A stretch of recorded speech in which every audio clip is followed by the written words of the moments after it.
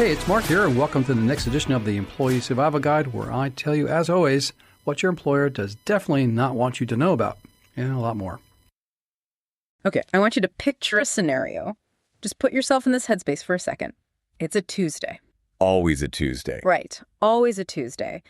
You are sitting at your desk. Maybe you're at home, or maybe you're in an office that you were just trying desperately to leave. And you're doing the doom scroll. You know exactly what I'm talking about. You're refreshing LinkedIn. You're tabbing through Indeed. Just sort of waiting for something to jump out at you. It's the modern gold rush. Everyone is just panning for gold in this massive river of data. Exactly. And then suddenly you stop because you see it. The posting. The one. Yes, the one. And it's not just a job, it's the job. It genuinely feels like someone broke into your house, stole your diary, looked at your entire career history, and then wrote a wish list based exactly on who you are. Oh, that is the golden ticket moment. It really is. That rush of adrenaline is very real. It activates the dopamine centers in your brain. You sit there and you think, this is it. This is the off-ramp for my current situation. 100%. The title is right. The responsibilities are perfect.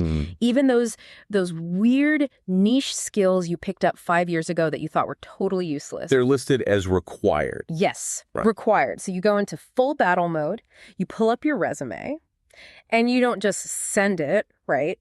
You craft it. Oh, yeah, you're investing massive emotional capital at this point. You spend, let's be honest, 3 or 4 hours tailoring this thing. You are tweaking bullet points. You're agonizing over the verbs. Like, did I manage the project or did I... So straight. Right. Did I orchestrate the project? And you write this cover letter that is basically a piece of persuasive literature. While you're already calculating the commute. Yes. You're imagining the coffee shop near the new office. Oh, I've already picked out my order at that coffee shop. So yeah. You take a deep breath. You check the clock. It's 2:00 p.m. on the dot. Okay. And you hit submit. You lean back. You feel incredibly accomplished. Maybe you go grab a fresh coffee to celebrate. You come back to your desk. It is 2:06 p.m. Just 6 minutes later. 6 minutes later, your phone buzzes. It's an email. Sender is no reply. Subject line is update on your application. And you know before you even click it. Thank you for your interest. But we have decided to pursue other candidates whose qualifications more closely align with our needs. That feeling is it's gut-wrenching. It is a physical blow. But I want us to pause right there. I really want to look at the math of that exact moment. The 6 minutes. 6 minutes. I mean, it seems fast, but you hear about recruiters moving fast, right? Maybe they were just online at that exact moment looking at the portal. No, not that fast. Think about the physics of it. It is physically impossible for a human being, even the fastest reader on earth, to open a PDF, parse 10 years of complex work history, analyze your soft skills, cross-reference that against the company culture, and make a qualitative judgment on your life's work. Right. In 360 seconds. So if a human didn't read it... Nobody read it. Nobody. No one did. That is the hard truth we have to start with today. You were rejected by a recruiter. You were shadow banned by an algorithm. And that right there is exactly what we are unpacking in this deep dive. We are going straight into the black box of modern hiring. It's dark in there. It is very dark. And to guide us through this, we are relying on a really incredible stack of source material produced by Mark Carey. He is an employment lawyer and the principal at Carey and Associates PC. Mark is really the authority on this specific intersection. He's been tracking how employment law crashes into technology for years now. Yeah. And the insights we have from him today are, frankly, they're a little terrifying. But they're also the roadmap you need to actually survive this process. Exactly. And we need to set the scene for you listening because the context implies a very specific point in time. The sources place us in March 2026. Right. So we really need to shift our mindset forward here. We aren't talking about the early experimental days of basic keyword scanners or early chat GPT anymore. Wait, this is in 2023. Exactly. In 2026, the AI revolution in HR is no longer just a trend piece in a business magazine. It is the infrastructure. It's the whole system. It is the wall. And for the vast majority of applicants, that wall is completely invisible. Which makes it so much harder to climb. And that's the mission for this deep dive. We aren't just going to sit here and complain about robots taking our jobs. We want to understand why you are getting filtered out before the game even begins. We're going to look at the legal landscape of what they call AEDTs, automated employment decision tools. And most importantly, we are going to give you the high-level strategy guide to beat the parser. And we will definitely talk about the nuclear option. Yes. Because what do you do when the machine actually breaks the law? Because, spoiler alert, algorithms can break the law, and they do it all the time. So let's start with this concept of the black box, because I think the biggest misconception people have, and I have totally been guilty of this, is about the motivation behind this technology. How so? Well, I always assume companies use AI because they want to find the absolute best person on the planet. Like, the AI is scanning the globe for the next Steve Jobs or the most genius engineer out there. Yeah, that's the marketing pitch. Right. That is exactly what the vendors who sell this software tell the Fortune 500 CEOs. But Mark Carey points out a really hard truth in his analysis. Which is? Companies are not using AI to find the best candidate. They're using AI to find the safest candidate with the least amount of effort. Safe and lazy. Safe and lazy. That is a very different goal than excellence. It completely changes the paradigm. Think about it from a corporate liability and efficiency standpoint. Yeah. A human recruiter is a bottleneck. Sure. They get tired, they get hungry, they have personal biases, they are slow. They need weekends off. Exactly. An AI can process 50,000 applications in an hour. But here's the kicker. The AI isn't programmed to find potential. Right. It isn't programmed to spot a diamond in the rough. It is programmed to find patterns. Okay, patterns. This brings us to the concept of the racist robot, which I think is a fascinating part of Carey's material. Because whenever we see headlines about AI bias, I feel like people imagine a machine that has been secretly programmed to be hateful. Like an evil villain. Yeah. Like there's a literal line of code in the software that explicitly says, do not hire this specific demographic. Right, the evil genius coder theory. Yeah. And that's just, it's rarely the case. It would be way too obvious, and frankly, it would be illegal even under the old, outdated laws. Because it's explicit. Exactly. If you wrote code that said, if gender equals female, then reject, you would be sued into oblivion in 5 minutes flat. So how does the bias actually happen then? The bias in 2026 is much more subtle, and because of that, it's much more dangerous. It's what we call the mirror effect. It's a mirror effect. Okay, let's break that down. How does that actually work mechanically inside the software? Okay, imagine a company is trying to train its brand new hiring AI. And AI is essentially like a toddler, right? It knows absolutely nothing until you teach it. So how does the AI know what a quote-unquote good employee looks like? You have to give it example. You feed it data. Specifically, companies feed it the resumes of their successful hires from the last 10 years. Okay, I mean, that sounds perfectly logical on the surface. Clone your winners. It sounds totally logical until you look closely at who those winners actually were. Let's say, just for the sake of argument, that the top sales representatives at this firm for the last decade happen to be men. Okay. And let's say a disproportionate number of them went to Ivy League schools. And just to get really specific for this example, maybe a lot of them played lacrosse. Lacrosse. Okay, so we have a lacrosse bros data set. Exactly. Now, the AI analyzes this giant stack of resumes. Yeah. The AI doesn't know why these men were successful. Right. It doesn't know what sales actually is. Exactly. It doesn't understand charisma or work ethic or networking. It just sees data points. It sees Dartmouth. It sees Brown. It sees lacrosse. It sees male. So it builds a mathematical ghost, a profile. It decides, strictly based on the math, that lacrosse is a high-value keyword. It decides that specific universities are proxies for competence. So it completely mistakes correlation for causation. Precisely. Okay. It creates what we call a proxy variable. It says people who play lacrosse are good employees. Okay, so now fast forward to today, a new applicant comes along. Right. Let's say she's a brilliant saleswoman. She has smashed every quota she's ever been handed. Top performer. Top performer. But she went to a state school. And instead of playing lacrosse, she spent her weekends volunteering at a local community center. Now, to a human, specifically, a human with a functioning brain volunteering at a community center shows leadership. It shows empathy, drive, community engagement. It's a huge plus. Absolutely. But to the AI, it is a mismatch. It's just noise. She doesn't match the ghost. So the AI doesn't explicitly say reject her because she's a woman from a state school. No, it just calculates a math score. Yeah. The lacrosse player gets a 98% match. The state school volunteer gets a 62% match. And the cutoff is probably like 90? Oh, at least. Yeah. So the AI puts her resume at the very bottom of a stack of 5,000 people. No human being ever even sees her name. She isn't rejected because she's bad. She's rejected because she's different from the past. That is the shadow ban right there. It effectively just automates the biases of the past. If you hire based on who you hired 10 years ago, you are literally just cloning the workforce of 10 years ago. That's exactly it. Yeah. And in the legal industry, the specific term for this, and Mark Carey emphasizes this heavily in his analysis, is disparate impact. Disparate impact. Let's define that for everyone, because that sounds like crucial legalese we really need to understand. It is crucial. You really have to understand the difference here.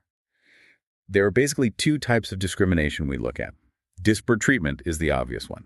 That's when the manager says, I am not hiring you because you are older. Right. It's direct and intentional. Very direct.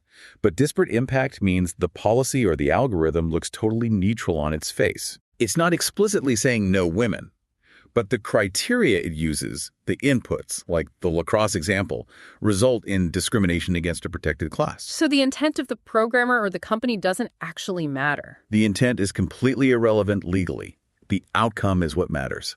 If your fancy, supposedly neutral math problem results in filtering out 90% of African-American applicants, you have a disparate impact problem, and you are liable. That is so incredibly frustrating for the applicant, though. It just makes you feel entirely powerless. Because how do you fight a math problem? You can't argue with a server farm. Well, that is exactly where the narrative starts to shift. Because we are looking at this from the perspective of 2026, and the legal landscape has actually caught up. Right. Mark Carey makes a really big point of this.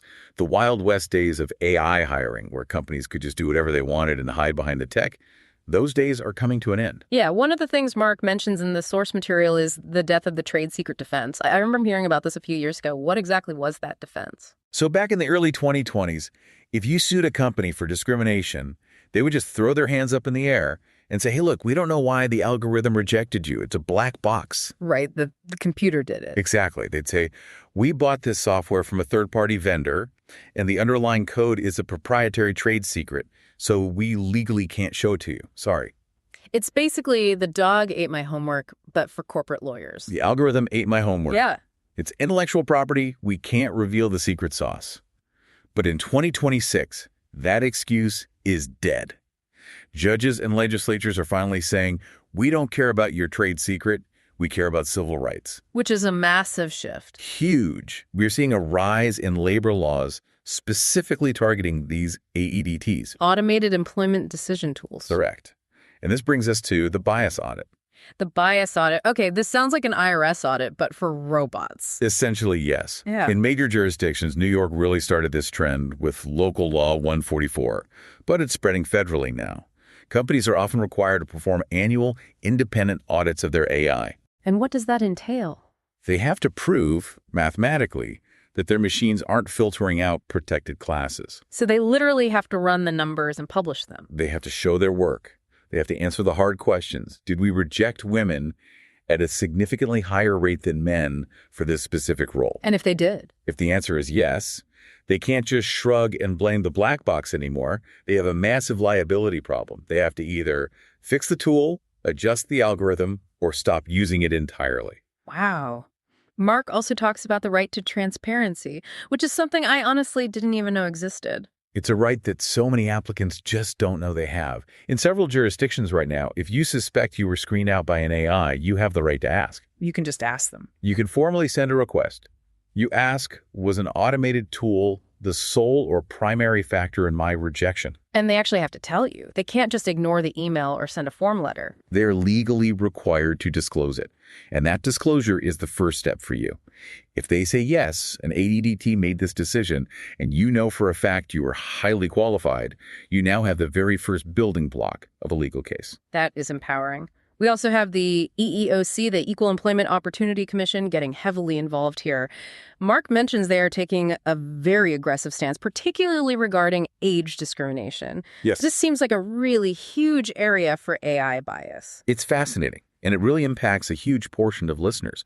The EEOC is really cracking down on what they call coding out older workers. Yeah. We've seen cases where AI was programmed to actively look for terms like digital native. Digital native. See, that sounds like corporate buzzword bingo. It sounds completely harmless. It sounds harmless, yes. But legally, it is a proxy for age. Ah. Think about it. Who is a digital native? someone born after 1980, arguably even after 1990. If you require that term in a resume or profile, you are effectively excluding everyone over the age of 45. Right, because I'm not putting digital native on my resume. Exactly. Or even simpler, the AI just filters for graduation dates. Oh, wow. Yeah. If the machine is set to prioritize recent grads, let's say, was looking for class of 2018 or later, it is systematically eliminating anyone with significant long-term experience. Which is just plain age discrimination. It is plain age discrimination. Yeah. And the old argument of, well, the machine did it, doesn't fly with the EEOC anymore. Don't buy it. Not at all. The underlying principle in 2026 is this.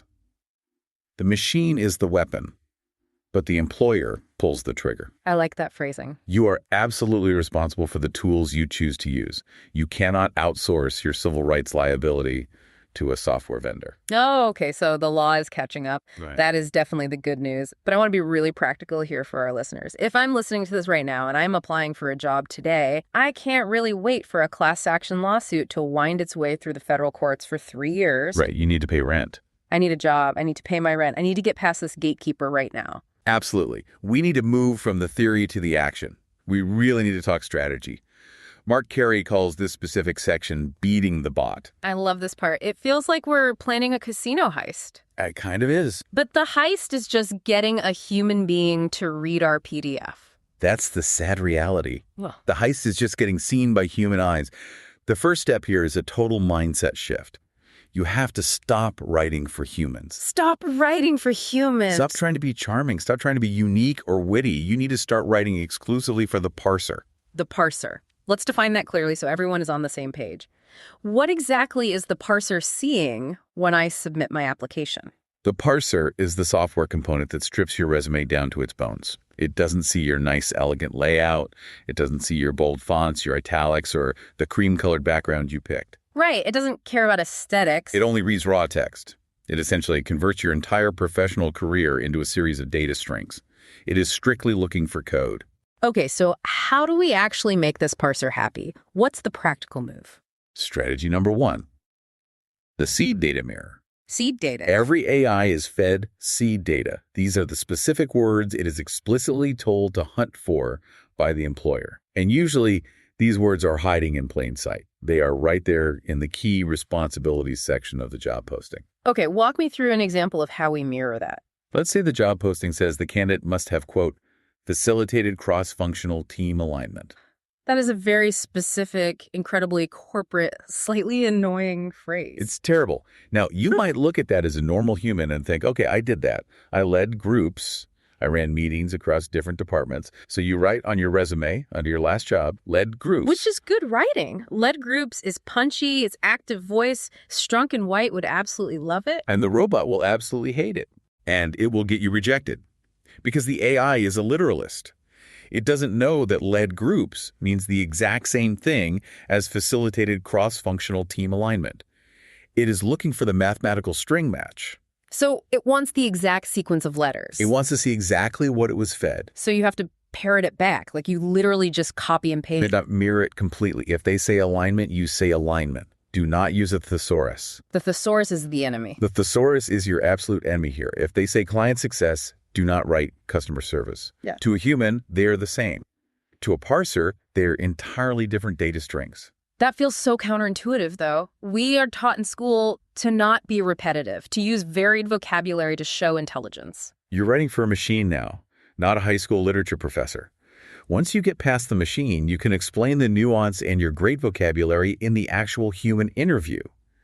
But you don't get the interview if you don't feed the machine the exact seed data it's starving for. You just have to be shameless about it. It's completely shameless. Okay, so copy the homework verbatim. Got it. What is strategy number 2? And I think this one is really going to hurt some of the graphic designers listening out there. Kill the columns. Oh, this is a massive one. I see this mistake all the time. People want their resume to look beautiful. They want it to fit perfectly on one page. So they go to Canva or somewhere and they create this beautiful 2-column layout. Yes, the modern template. Right. On the left, maybe there's a dark sidebar with their skills and their phone number and email and white text. And then on the right, the wider column has their actual work history. It looks clean. It's very modern. It looks fantastic to a human eye. But remember the parser. Right. Most parsers read raw text, usually from left to right, straight across the entire page, Yeah. completely ignoring the visual separation you created. Oh, no. I see exactly where this is going. So the parser reads the first line of your sidebar, which is maybe your phone number. Then it jumps across the invisible boundary and reads the first line of your experience on the right, which is maybe your job title. So it reads them as one single line of text. Yes. Then it goes to the second line of the sidebar and mashes it with the second line of the experience. So it's just mashing them together entirely. Completely. Yeah. It creates absolute gibberish sentences that might read 555-0199, Senior Project Manager. Which means nothing. To the AI, that is not actionable data. It's corruption. You don't look like a highly qualified candidate. You look like your file is broken. You essentially become mathematically illiterate in the eyes of the algorithm. That is wild, because Yeah. you spent hours making it look good and you actually ruined your chances. So what's the fix? Are we just going back to the absolute basics? Boring is best. Boring is best. Single column, top to bottom, standard headers. Use Arial or Times New Roman. Do not make the robot work to understand your formatting. Because the robot won't try. Exactly. If the robot gets confused, it doesn't email you and ask for clarification. It just deletes you and moves to the next of the 50,000 files. Okay, single column only. Got it. Now, strategy number 3 involves what Mark calls contextual keywords. He says the bots in 2026 have actually evolved beyond just counting the number of words. Right.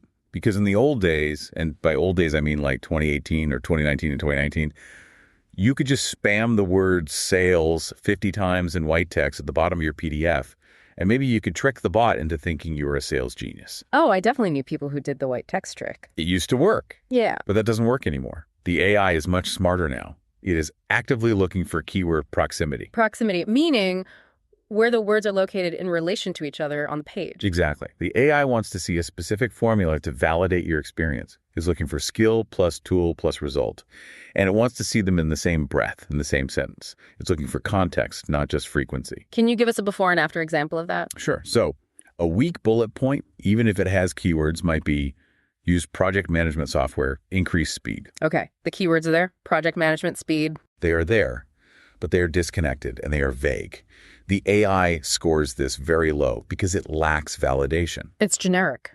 Now, a high-value data sentence, one that truly feeds the machine's hunger, would be written like this.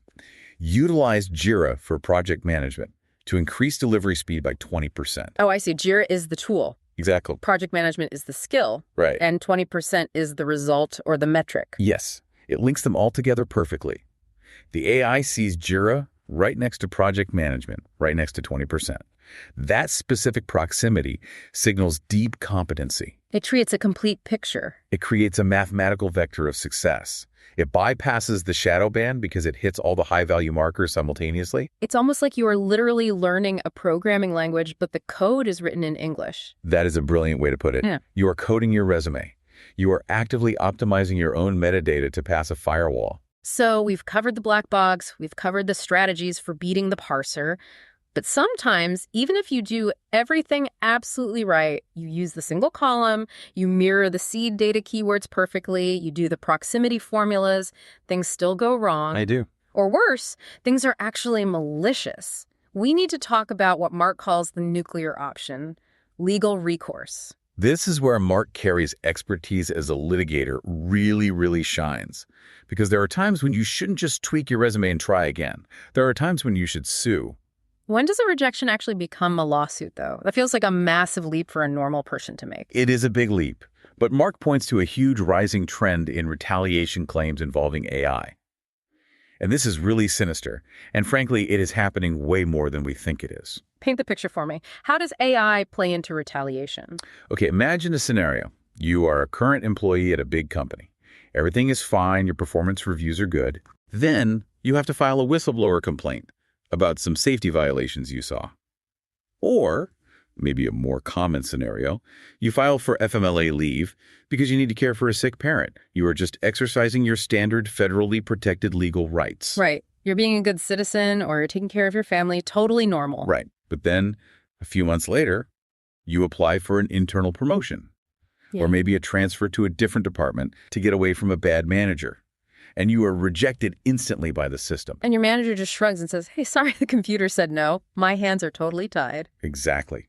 Employers are increasingly using AI as legal insulation. Yeah. They want to hide behind the algorithm. They claim in court it wasn't the human manager who was retaliating against the whistleblower. It was just our unbiased algorithm that didn't select them. We had absolutely nothing to do with it. But that's a lie. It's almost always a lie because the algorithm is controlled by humans. If we can prove that the data fed into that algorithm was poisoned. Poisoned, like they flagged your file. Exactly. Meaning someone went into the HR system and flagged your file. Or that the criteria were secretly adjusted specifically to exclude your unique profile. That is workplace retaliation.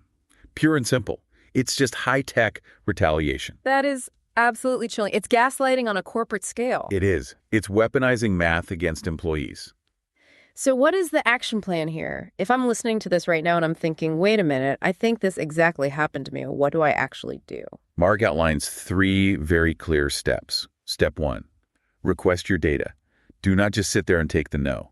Ask the company for the specific criteria used by the automated screening tool. Put them on notice. Put them on notice that you know your rights and you were watching them. Okay, step 2. Step 2 is critical. Look for patterns. If it's just you who got rejected, it might be really hard to prove bias or retaliation in court. But if you talk to your coworkers, which, by the way, you have a federally protected legal right to do. But you can discuss this stuff. You can. Yeah. And if you find out that 5 other colleagues who are all over the age of 50 were all inexplicably screened out for the exact same internal role, or if a group of women returning from maternity leave were all rejected instantly. Well, that's not a coincidence? No, you don't have a tech glitch. You have a class action lawsuit. There is absolute strength in numbers. And step 3. Document the impossible rejection. Keep those emails. The 2:06 p.m. email. Yes, do not delete them. That timestamp is your physical evidence. How does the timestamp help in court, though? It proves mathematically that no individualized assessment actually occurred. In a court of law, showing a judge that a decision was made in 6 minutes about a 20-year complex career helps completely dismantle the corporate argument that you were given a fair and thorough shot. It proves beyond a doubt the machine made the call. It's amazing how much legal power is held in that one little 6-minute timestamp. It is the smoking gun of the 2026 hiring landscape. You know, we have talked a lot about machines today. Algorithms, parsers, mathematical ghosts. It is so easy to get completely lost in the tech and feel overwhelmed. But as we wrap up this deep dive, I think it's incredibly important to come back to the human element here. Absolutely. Mm-hmm. The boss might be a line of code these days, but the law still belongs to the people. That is the core message Mark Carey really wants to get across in all of his work. We are not just data points. We are not just seed data or statistical proxies for an AI to sort through. No. And you shouldn't let a black box determine your actual worth. The tools are there for you, the transparency laws, the bias audits we discussed, the resume strategies to beat the parser. It's really all about taking back control. You are not powerless in this system. If you are dealing with this right now, if you have a toxic boss who is hiding behind an algorithm, or you've lost a job and you feel like you are just shouting your resume into a void, you do not have to do this alone. Mark Carey and his firm, Carey and Associates PC, are really the go-to resource for this exact issue.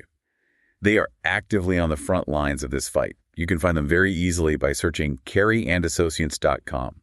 They have a ton of free resources on this new digital frontier of employment law. And here is our final call to action for you listening. You know that friend you have who is currently stuck in the application grind, the one who is just exhausted and feeling totally defeated. Share this deep dive with them. Send it to them right now. Give them the cheat codes. Let's get them back in the game with a fair shot. Because the rejection might feel incredibly personal, but remember, It was probably just a 6-minute math error. And now you know exactly how to correct it. Precisely. But I do want to leave you with one final, slightly provocative thought before we go, something to just mull over. Okay, let's hear it. We've talked all about how companies use AI to write the job descriptions and screen the resumes, right? Right. Well, what happens in a year or two when every applicant is also using AI to write the resumes? You're going to have an AI reading a job description, telling another AI to write a resume, to bypass an AI gatekeeper, to get a job that might eventually be done by an AI. It's literally just machines talking to machines at that point. the dead internet theory, applied to human resources. Exactly. Where does the human actually sit into human resources anymore? It's something we are all going to have to figure out very soon. Thanks for listening to The Deep Dive. We will see you next time. Hey, it's Mark, and thank you for listening to this episode of the Employee Survival Guide.